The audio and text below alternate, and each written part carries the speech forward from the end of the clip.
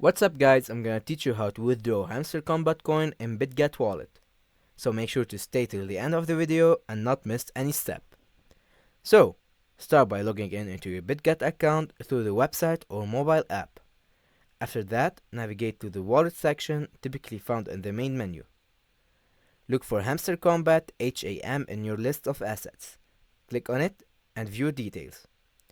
And you will be prompted to enter the amount of HAM you wish to withdraw. Provide the wallet address where you want to send your HAM coins and ensure the address is correct to avoid lost funds. Review all the details carefully.